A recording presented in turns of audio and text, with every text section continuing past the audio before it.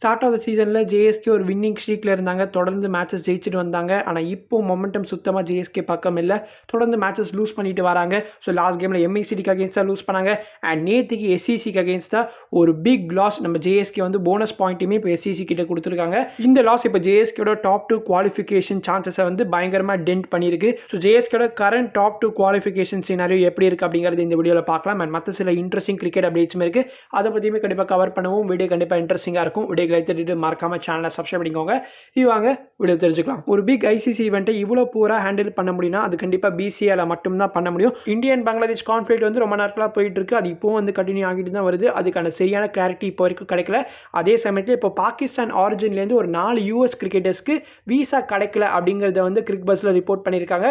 So Ali Khan, Shayan Jahangir, Mohammad Mohsin and Ehsan அதில், இந்த 4 USA கிரிக்கெட்டர்ஸ்க்கும் இப்போ வரைக்கும் வீசா கிளியர் ஆகல. ஸோ T20 வேர்ல்ட் கப்புக்கு அவங்க இந்தியாவுக்கு டிராவல் பண்ணணும் இல்லையா. பொதுவாகவே பாகிஸ்தான் ஆரிஜின் உள்ள பிளேயர்ஸ்க்கு அடிஷனல் வெரிஃபிகேஷன் தேவைப்படும். ஸோ உஸ்மான் கவாஜா, மொயின் அலி மாதிரி பிளேயர்ஸ்லாம் இந்தியாவுக்கு டிராவல் பண்ணுறப்போ அவங்களாம் வந்து இந்த வீசா கிளியரன்ஸ் கிடைக்கிறதுக்கு கொஞ்சம் டிலே ஆகிருக்கு. ஜான் 13 அன்னைக்கு யூஎஸ்ஏ ஸ்குவாடில் இருக்கக்கூடிய மற்ற பிளேயர்ஸ்க்கு வீசா கிளியர் ஆகிருக்கு. கரண்டாக யூஎஸ்ஏ பிளேயர்ஸ்லாம் வந்து T20 வேர்ல்ட் கப் ப்ரிப்பரேஷன்ஸ்க்காக ஸ்ரீலங்காவில் இருக்காங்க. போன வீடியோவில் The 100 பற்றி பேசியிருப்போம். The 100ல சன்ரைசர்ஸ் லீட்ஸ் டீம் பார்த்தீங்கன்னா அவங்களோட retentions and pre signings announce பண்ணியிருப்பாங்க. இப்போ எம்ஐ லண்டனும் அவங்களோட ரிட்டென்ஷன்ஸ் அனௌன்ஸ் பண்ணியிருக்காங்க. Sam Curran and Will Jacks have been retained. நம்ம சாம் கரன் தான் கேப்டனாகவும் இந்த சீசனில் இருக்க போறாரு. இன்ட்ரெஸ்டிங்கான விஷயம் என்னன்னா 2023லேருந்து 2025 வரைக்கும், அதாவது 3 கன்சிக்யூட்டிவ் இயர்ஸ் வந்து ஓவல் இன்வின்சிபிள்ஸ் தான் சாம்பியன்ஸ். அந்த ட்ராஃபிஸ்க்குலாம் காரணமாக இருந்த கேப்டன் சாம் பில்லிங்ஸ் இப்போ ஸ்குவாட்லேருந்து ரிலீஸ் செய்யப்பட்டிருக்காரு. The 100 இவ்வளோ வருஷங்களா டிராஃப்ட் சிஸ்டம் தான் ஃபாலோ பண்ணிட்டு இருந்தாங்கன்னு நினைக்கிறேன், டு சைன் பிளேஸ். ஆனால் இனிமேல் ஆக்ஷன் நடக்க போகிறதுங்க. இந்த வருஷம் வந்து ஒரு மெகா ஆக்ஷனாக இருக்க போகிறதுன்னு சொல்லியிருக்காங்க. அதனால தான் எல்லா டீம்ஸும் வந்து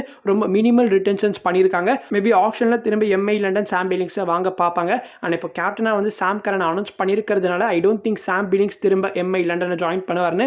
அவர் வேற ஏதாவது ஃப்ரான்ச்சைஸே லீட் பண்ணணும்னு ஆசைப்படுவார். ஸோ லெட்ஸ் சி, ஆக்ஷன் ரொம்ப இன்ட்ரெஸ்டிங்காக இருக்க போகிறது. ஆக்ஷன் டேட்ஸ் வந்து கன்ஃபார்ம் ஆகிருச்சு. மோஸ்ட்லி எல்லா டீம்ஸும் அவங்களோட ப்ரீ சைனிங்ஸ் அண்ட் ரிட்டர்ன்ஸ்லாம் அனௌன்ஸ் பண்ணதுக்கு அப்புறமா ஐ திங்க் மார்ச் மந்த்தில் வந்து ஆக்ஷன் நடத்துவாங்கன்னு நினைக்கிறேன். ஃபைனலி அண்டர்-19 வேர்ல்ட் கப் இன்னைக்கு ஆரம்பிக்குது. ஜிம்பாப்வே அண்ட் நமீபியா தான் ஹோஸ்ட் பண்ணுறாங்க. இந்தியா உங்களோட வேர்ல்ட் கப் கேம்பெயினை இன்னைக்கு யூஎஸ்ஏக்கு அகேன்ஸ்டாக ஆரம்பிக்கிறாங்க. மேட்ச் உங்களால் ஸ்டார் ஸ்போர்ட்ஸ் அண்ட் ஜியோ ஹாட்ஸ்டாரில் வாட்ச் பண்ண முடியும். as you all know, இந்த வேர்ல்ட் கப்பில் நம்ம இந்தியன் டீமோட கேப்டனாக ஆயுஷ் மாத்ரே தான் இருக்காரு. இந்த அண்டர்-19 வேர்ல்ட் கப் ப்ரிப்பரேஷன்ஸ்க்காக இந்தியா ரீசெண்டாக சவுத் ஆஃப்ரிக்காவை வந்து ஒரு 3 மேட்ச் 1 டே சீரிஸில் ஃபேஸ் பண்ணியிருந்தாங்க. இந்தியா ஒயிட் வாஷ்மே பண்ணியிருப்பாங்க. 3-0 இந்த சீரிஸை வின் பண்ணியிருந்தாங்க. இந்த சீரிஸில் மாத்ரே ப்ளே பண்ணல டியூ டு இன்ஜுரி. ஸோ அவருக்கு பதிலாக வைபவ் சூரியவன்ஷி தான் கேப்டனாகவும் இருந்தார். வைஸ் கேப்டன் வியான் மல்ஹோத்ராவும் இந்த ஒரு சீரிஸை ப்ளே பண்ணல டியூ டு இன்ஜுரி. பட் யார் என்னன்னாலும் பரவாயில்ல, நான் இருக்கேன்டான்ற மாதிரி நம்ம வைபவ் சூரியவன்ஷி வேற லெவலில் பர்ஃபார்ம் பண்ணியிருக்காரு. செகண்ட் ஓடியில் ஒரு 68 ரன்ஸ், தேர்ட் ஓடியில் ஒரு செஞ்சுரின்னு வந்து ஸ்கோர் பண்ணியிருக்காரு. ஸோ சம ஃபார்மில் தான் இந்த வேர்ல்ட் கப்புக்கு சூரியவன்ஷி வராரு. அண்ட் அஃப்கோர்ஸ் இந்த வேர்ல்ட் கப்பில் கிளியர் ஃபேவரேட்ஸாக நம்ம இந்தியன் டீம் தான் இருக்காங்க. நமக்கு ஒரு டஃப் காம்படிஷனாக கண்டிப்பாக பாகிஸ்தான் டீம் இருப்பாங்க.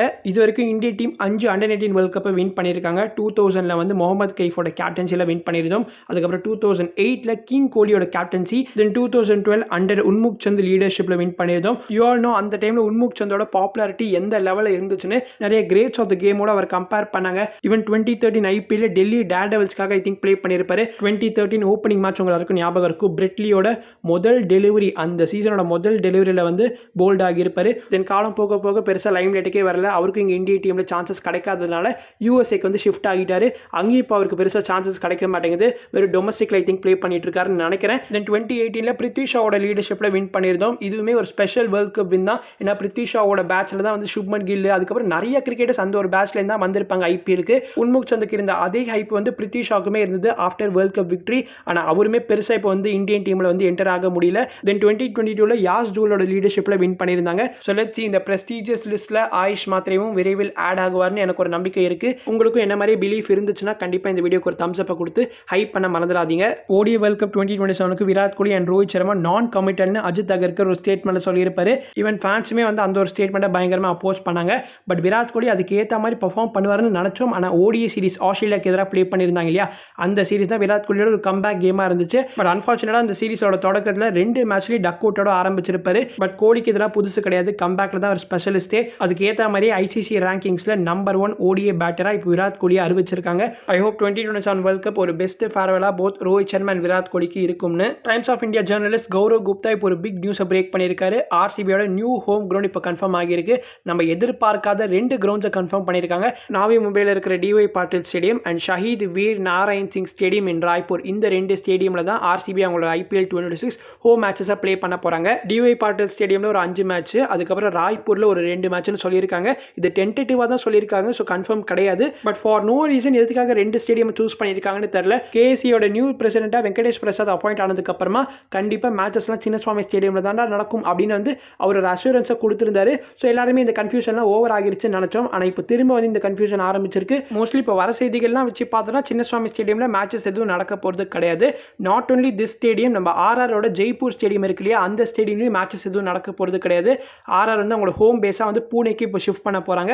ஸோ அதுவுமே ஆல்மோஸ்ட் கன்ஃபார்ம் ஆகிருச்சு. எம்சிஏ ஸ்டேடியம் இன் பூனே, இந்த ஸ்டேடியமில் தான் ஆர்ஆர் அவங்களோட ஹோம் மேட்சஸை ப்ளே பண்ண போகிறாங்க. Sunrisers Eastern Cape vs Joburg Super Kings match பற்றி பார்க்கறதுக்கு முன்னாடி ஃபேஃப் டு பிளஸஸ் இந்த SA20 ரிமைண்டர் சீசன்லேருந்து ரூல்ட் அவுட் ஆகியிருக்காரு due to right thumb ligament tear. சொல்கிறதுக்கு ரொம்ப கஷ்டமாக தான் இருக்குது. சூப்பர் கிங்ஸோட ஒரு இன்டெகிரல் பார்ட்டாக வந்து ஃபேஃப் டு பிளஸஸ் ரொம்ப வருஷங்களாக இருந்திருக்காரு. But it's time to say good bye. ஏன்னா ஃபேஃப் டு பிளஸஸ் திரும்ப SA20 ரிட்டர்ன் ஆகுவாரா அப்படின்னு கேட்டிங்கன்னா அது ஒரு பெரிய கொஷின் மார்க் தான். லாஸ்ட் MLC சீசனோட ஒரு போஸ்ட் மேட்ச்சில் ஃபேஃப் என்ன கன்ஃபார்ம் பண்ணியிருப்பாருன்னா, நான் ஃபியூச்சரில் எதுவுமே டிசைட் பண்ணலை, நெக்ஸ்ட் நடக்க போகிற The 100 அண்ட் SA20 தான் என்னோட பிரைமரி கமிட்மெண்ட்ஸாக இப்போதைக்கு இருக்குன்னு சொல்லியிருப்பாரு.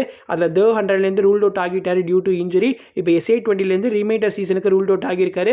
ஸோ ஃபேஃப் டு பிளஸஸ்க்கு நிறைய இன்ஜுரி கன்சர்ன்ஸ் வேறு இருக்கிறதுனால மோஸ்ட்லி ஃபேஃபே வந்து ரிட்டையர் ஆகலாம் தான் யோசிப்பாரு. ஆனால் ஃபேஃப் வந்து இப்போ வரைக்கும் கிவ் அப் பண்ண மாட்டாருங்க. ஏன்னா நெக்ஸ்ட் நடக்க போகிற PSLக்கு வந்து சைன் அப் பண்ணியிருக்காரு இல்லையா, தலைமை அஃபிஷியலாக IPLலேருந்துமே இன்னும் ரிட்டையர் ஆகலை, ஜஸ்ட் இந்த சீசனோட தான் குவிட் பண்ணுறேன்னு சொல்லியிருக்காரு. ஸோ திரும்ப ரிட்டையர் ஆனால் ஆகலாம் அப்படின்ற மாதிரி தான் அவரோட இன்ஸ்டாகிராம் போஸ்ட்லேயுமே கன்ஃபார்ம் பண்ணியிருப்பாரு. பட் மோஸ்ட்லி ரிட்டையர்ன்ற மாதிரி தான் நம்ம எடுத்துக்கணும். ஆக்சுவலாக நிறைய ஃபேன்ஸ் நம்ம சொல்கிறதே புரிஞ்சுக்க மாட்டாங்க. ஃபேஃப் பற்றி தப்பாக பேசினா உடனே அவரோட ஃபிட்னஸை பற்றி பேச ஆரம்பிச்சிடுறாங்க.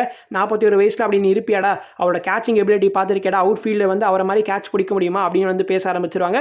அதெல்லாம் எனக்குமே புரியுது. பட் ஸ்டில் அவரோட பேட்டிங்கில் வந்து நிறைய ஃப்ளாஸ் நம்மளால் பார்க்க முடியுது. மோர் ஓவர் ஒரு டிஃப்ரெண்ட் அப்ரோச், ஒரு நியூ சேஞ்ச் தேவைப்படுது. அதனால இப்போ டானோவனை கேப்டன் அனௌன்ஸ் பண்ணியிருக்கிறது ஒரு சூப்பர் டிசிஷனாக தான் நான் பார்க்குறேன். ஒரு பிளெஸிங் இன் டிஸ்கைஸ் தாங்க என்னை பொறுத்த வரைக்கும். இந்த சீசனை சேர்க்காம பார்த்தோன்னா Faf du Plessis 3 seasons of SA20 captaincy பண்ணியிருக்காரு. அதுக்கப்புறம் MLCயில் ஒரு 3 சீசன் கேப்டன்சி பண்ணியிருக்காரு. But still both JSK and TSK வந்து ஒரு ஃபைனலுக்கு கூட அவரால் கொண்டு போக முடியல. அட் த சேம் டைம் வருத்தமாகவும் இருக்குது. ஏன்னா ஃபேஃப் டு பிளஸஸ் கன்சிஸ்டண்ட்டாக எல்லா டைமும் பர்ஃபார்ம் பண்ணியிருக்காரு. ஆனால் டீமோட ரிசல்ட்ஸ் மட்டும் அவருக்கு ஃபேவராக போகல. நிறைய ஃபேன்ஸ் என்ன ஆசைப்பட்டாங்கன்னா அட்லீஸ்ட் ஒரு ட்ராஃபியாவது ஃபேஃப் டு பிளஸஸோட கையில் வந்து பார்த்துருந்தோம்னு கனவாகவே போயிடும் போல. எனவே நீங்கள் என்ன கேஸ் நினைக்கிறீங்க? ஃபேஃப் டு பிளஸஸ் இந்த SA20 சீசனுக்கு அப்புறமா ஒரு ரிட்டையர்மெண்ட் அனௌன்ஸ் பண்ணுவாரா? உங்களோட கருத்துக்களை மறக்காம கமெண்ட்ஸ்ல ஷேர் பண்ணுங்க. பை தி வே JSK வந்து ஃபேஃப் டு பிளஸஸ்க்கு பதிலாக லூஸ் டூப்ளேயை வந்து ரீப்ளேஸ்மெண்ட்டாக சைன் பண்ணியிருக்காங்க. லூஸ் டூப்ளே JSK ஃபேன்ஸோட ஒரு ஃபேவரட் பிளேயர்னு சொல்லலாம். பாஸ் சீசன் வந்து JSKக்காக நிறைய மேட்ச் வினிங் பர்ஃபார்மன்ஸஸ் வந்து டெலிவர் பண்ணியிருக்காரு. எனவே இதெல்லாம் ஒரு பக்கம் இருக்க. மேட்ச்சில் நடந்த ஒரு சில சுவாரஸ்யமான விஷயங்களை பற்றி பார்த்துருவோமா? டாஸில் JSKக்கு லக் இல்லாமல் இருந்துச்சு. லாஸ்ட் கேமில் கூட டானன் தான் டாஸை ஃபிளிப் பண்ணியிருப்பாரு.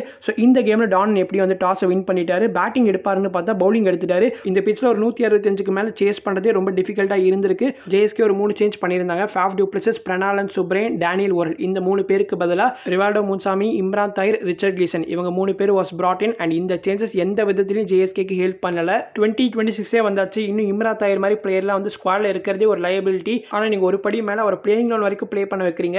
ஸோ 3 ஓவர்ஸில் 33 ரன்ஸ் கன்சீட் பண்ணியிருக்காரு அவர் மட்டுமே. SCC 178 ரன் ஸ்கோர் பண்ணியிருந்தாங்க. நம்ம JSKோட பேட்டிங் தொடக்கம் நல்லா இருந்துச்சு. ஓப்பனிங்கில் ஜேம்ஸ் அண்ட் ரிவால்டோ முன்சாமி நல்ல ஒரு ஸ்டார்ட் கொடுத்தாங்க. பட் JSK மிடில் ஃபேஸில் பயங்கரமாக ஃபம்பிள் பண்ணிட்டாங்க. மிடில் ஓவர்ஸில் ரன்ஸே வரல. தயவு செஞ்சு அப்படியே மைக்கேல் பெப்பரை வந்து ரிமூவ் பண்ணிட்டு லூஸ் டூப்ளே நெக்ஸ்ட் கேமில் கொண்டு வாங்க. டாப் 2 குவாலிஃபிகேஷன் சினாரி இன்னுமே பிரைட்டாக தான் இருக்குது. JSK upcoming 2 matches Pretoria Capitals and பால்ராஜ்க்கு எதிராக வின் பண்ணால் மட்டும் போகிறோம். SCC இப்போ அஃபிஷியலாகவே குவாலிஃபை ஆகிட்டாங்க. அவங்க டாப் 2ல ஒரு ஸ்பாட்டையும் சீல் பண்ணிட்டாங்கன்னு சொல்லலாம். இப்போ மிச்சம் இருக்கிற அந்த டாப் 2ல ஒரு ஸ்பாட்டுக்கு தான் போட்டியே. நீங்கள் என்ன நினைக்கிறீங்க? நெக்ஸ்ட் மேட்ச்சுக்கு JSK என்ன மாற்றங்கள் கொண்டு வரணும், நம்ம டாப் 2ல குவாலிஃபை ஆகுமா இல்லையா அப்படிங்கிறத மறக்காம கமெண்ட்ஸில் ஷேர் பண்ணுங்கள். நான் உங்களை அடுத்த வீடியோவில் சந்திக்கிறேன். அது வரைக்கும் பீஷியஸ், பாய்.